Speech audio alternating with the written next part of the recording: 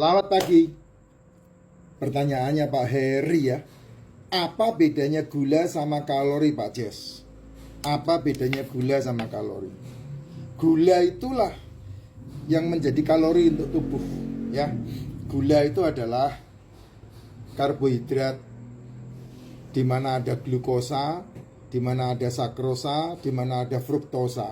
Gula ini yang menjadi kalori buat tubuh, energi buat tubuh.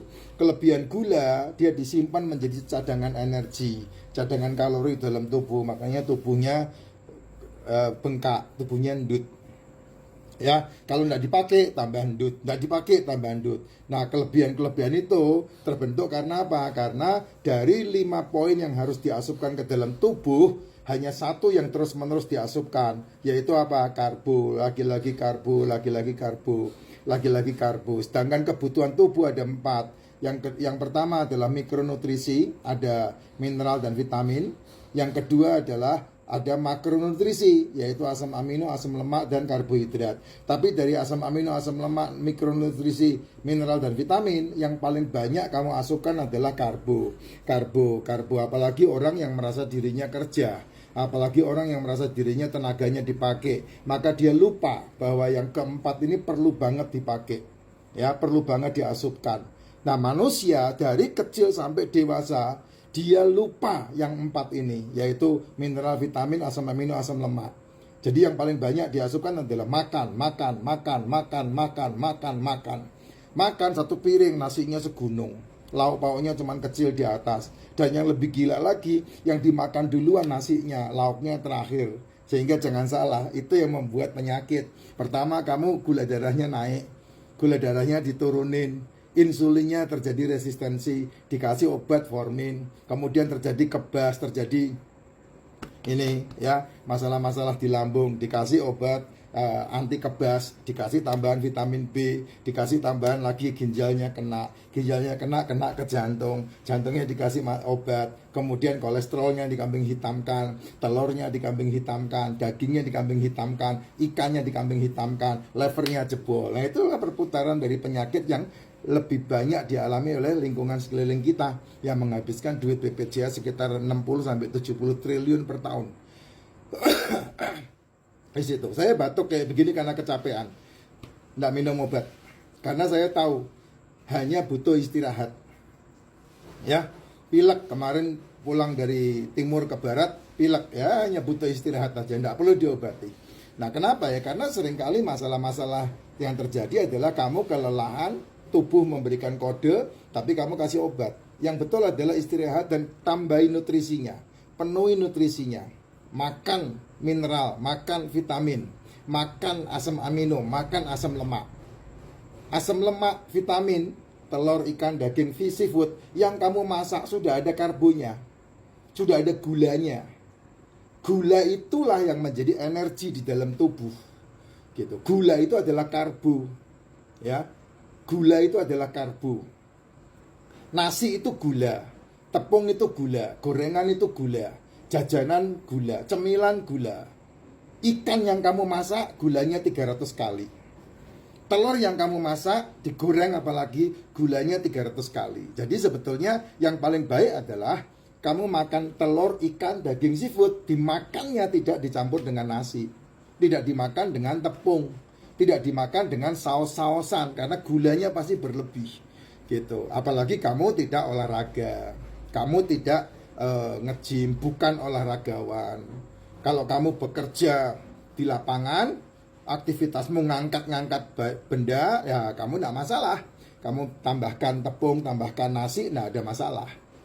Tapi kalau kamu udah berusia 40 tahun ke atas, suka tidak suka, mau tidak mau, ya, fisikmu pasti menurun, pekerjaanmu pun pasti menurun.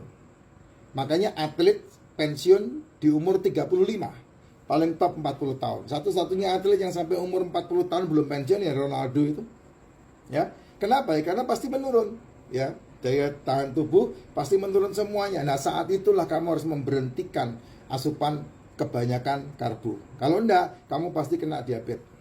Nah, banyak atlet yang kena masalah jantung ketika dia pensiun, banyak atlet yang kena masalah diabetes ketika dia pensiun. Kenapa ya? Karena pola makannya tidak dirubah.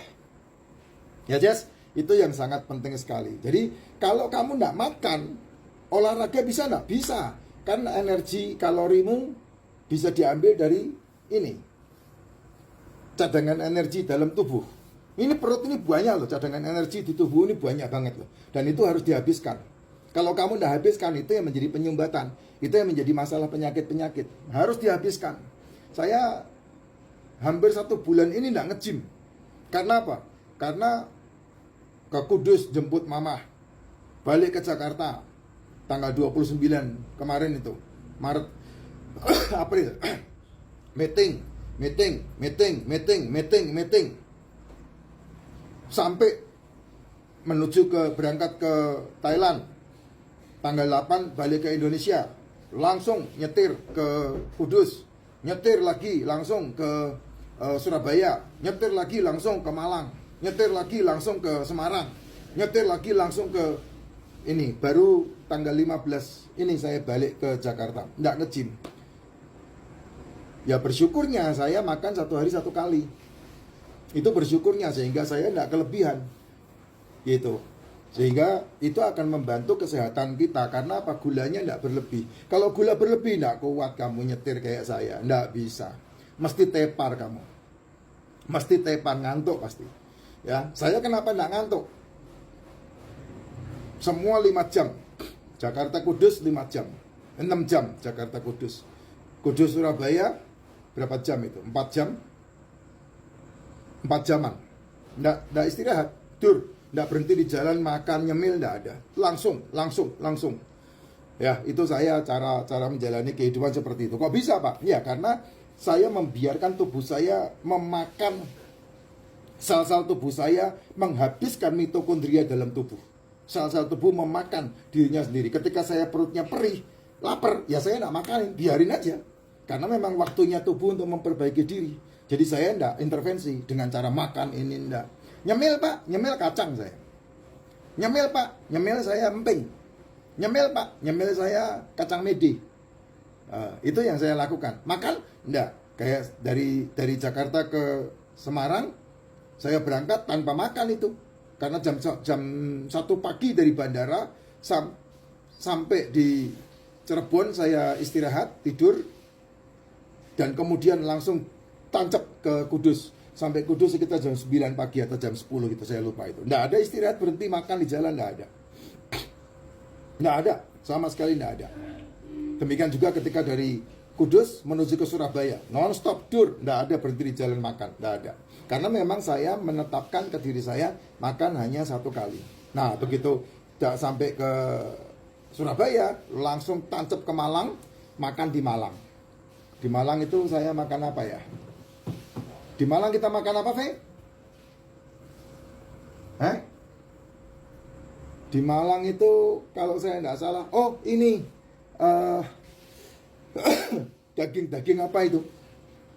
Ya, ada sayur ginseng plus daging sama satu lagi, oh itu nyam-nyam. Di Malang dimakan di Gang Jangkrik, itu makanannya enak banget itu. Ya, dan kemudian istirahat, besok pagi meeting dengan teman-teman kripto di sana, ngomongin masalah investasinya seperti apa, jelaskan kepada mereka. Nggak makan, baru sampai ke Mojokerto malamnya, sore sampai ke Mojokerto baru makan bebek carok setengah. Bebek carok enak, sambelnya nggak enak.